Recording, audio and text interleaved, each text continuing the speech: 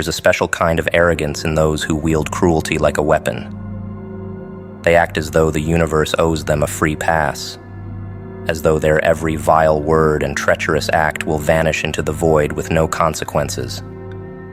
But the cosmos, oh, it keeps receipts. Every unkindness, every betrayal, every false smile hiding a dagger, tallied up, waiting for its moment to be returned with interest. Not in ways you could predict, not in ways you could see coming. The blow strikes when they least expect it, a blade made sharper by the hands of fate.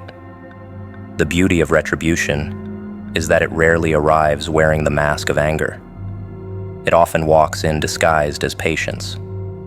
The universe waits, watching them build their castles of deceit, stacking bricks of lies and mortar made of betrayal. It lets them believe they've won, that their cruelty was without consequence. And just when their pride swells to its peak, the ground shifts beneath them, and the castle crumbles into dust. The walls they built to imprison others become the very cages they cannot escape. Some call it karma, some call it justice, but the title hardly matters. What matters is the precision, the elegance of it all. They sow seeds of hurt into the lives of others, yet are shocked when the crop they harvest is laced with poison. It doesn't come back to them in the ways they gave it.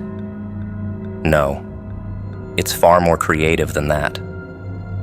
A lover walks away, a fortune disappears, a reputation shatters in one unexpected twist.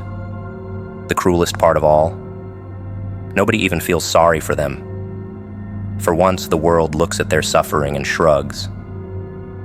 It's a performance worth watching. Those who take joy in tearing others apart are the first to crumble when the pieces of their own lives no longer fit together. The puppeteer discovers the strings they pulled so easily have tangled into a noose. The laughter they silenced in others echoes back as whispers in the night, mocking their solitude. Oh, how the mighty look so small when the stage is set for their reckoning. Call it irony. Call it balance. Either way, it's beautiful. Their cruelty always begins as an attempt to fill a void within themselves. People of substance build bridges. People of emptiness burn them. They lash out because their insides are hollow, their souls ravenous for significance. But when their victims rise, oh, when you rise, it amplifies their failure. They watch you, unable to comprehend how someone they tried to shatter stands taller than ever. That's when the universe delivers its final blow. Their cruelty made you stronger, and that strength is the very thing that weakens them. Life has a sense of humor, sharper than a knife. Those who once laughed at another's misfortune find themselves stranded in storms no one comes to save them from. You see, when someone betrays kindness, they betray themselves first. A man who throws away loyalty, compassion, and love has nowhere left to turn when he needs those very things. He becomes the lone figure at a feast, surrounded by empty plates and broken chairs. But perhaps the most poetic justice of all is this. Cruel people live in constant fear of the reckoning. They may not show it, but deep down, they know. They know the pendulum swings both ways. They know they've turned too many backs, crossed too many lines. And so, they're always looking over their shoulder, waiting for that whisper of justice to breathe down their neck. It's coming, and it's not in a hurry.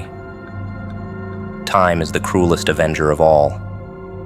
It exposes the lies, erases the power, and strips away the illusions they so carefully crafted. Those who once enjoyed pulling others down are left grappling with their own descent. Their smiles fade, their victories turn hollow, and the silence they imposed upon others becomes their own prison. No audience, no applause, just the ticking of the clock, mocking their wasted days. Karma has no calendar, no clock, no fixed schedule. It moves silently through the shadows, unseen but never absent. It waits, watching, its patience infinite as it spins its invisible threads through the lives of those who think themselves untouchable.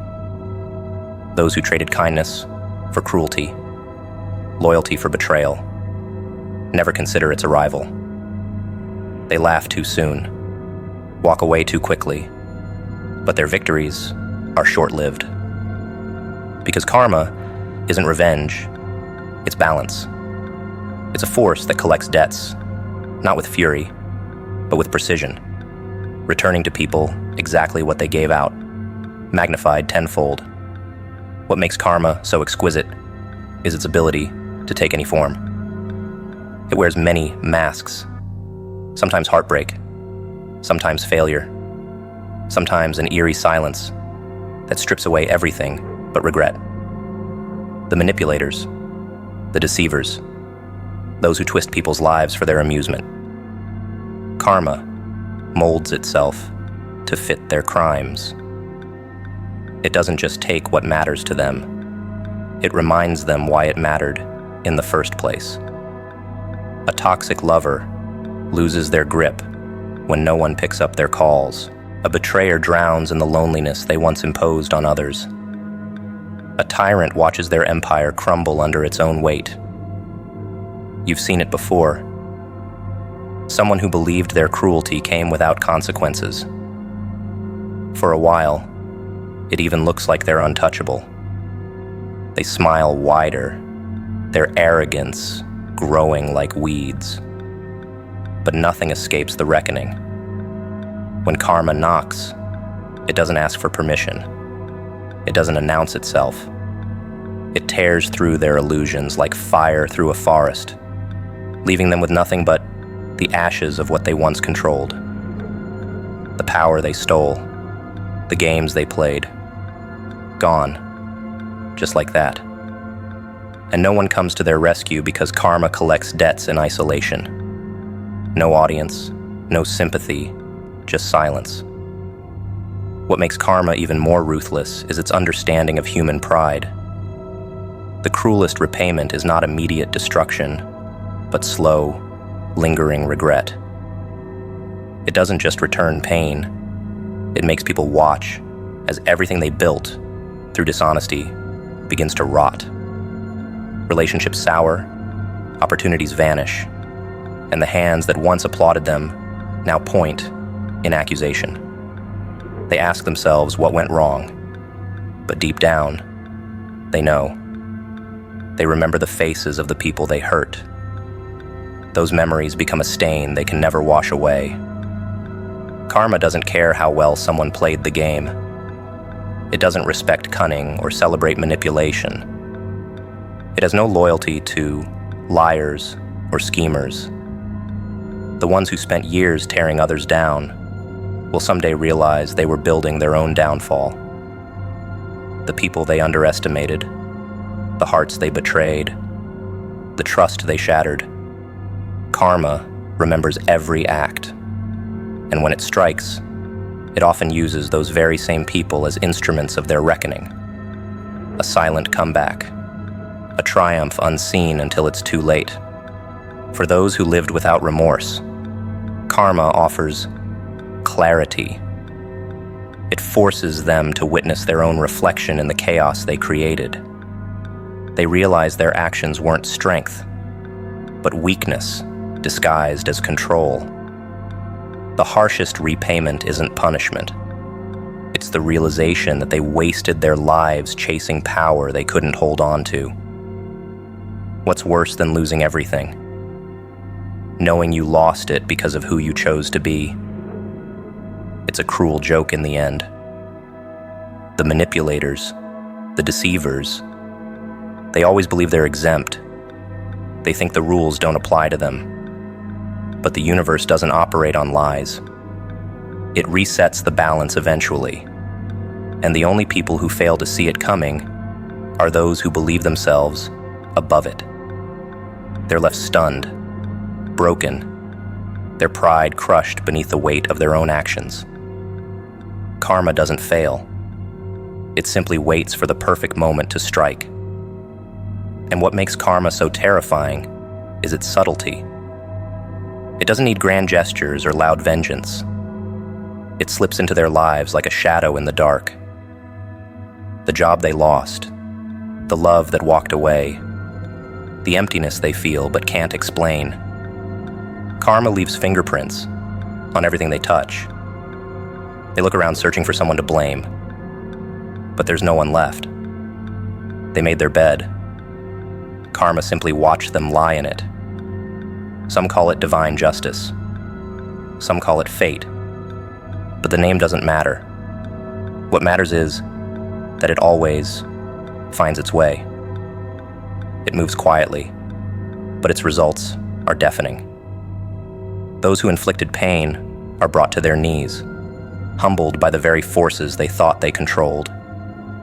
In the end, they learn the lesson they refused to hear. No cruelty goes unanswered. No betrayal goes unseen. Karma is not in a hurry, nor is it cruel for cruelty's sake. It is an architect, building justice out of the very materials those who harm others provide. A lie told here, a betrayal committed there, a smirk shared at someone else's misery. These things stack quietly, brick by brick. And when the structure collapses, it will not be because of someone else's revenge. It will be because the foundation was poisoned from the beginning. Those who hurt you, who tore you down, will find themselves surrounded by the rubble they built with their own hands. No savior comes to shield them from the chaos they created. There's a poetic irony in watching the fall of someone who reveled in your pain. The cruel ones always think their deeds are forgotten, buried beneath time or clever words. But time does not erase debts. It collects them. People who thrive on deceit can manipulate others into believing their lies, but they cannot deceive life itself. Life knows what was done. Life remembers every choice, every whisper, every moment of malice. And when it strikes, it will remind them of every step they took to get there. They thought themselves untouchable, unshakable, but the very cruelty they wielded becomes the blade that cuts deepest.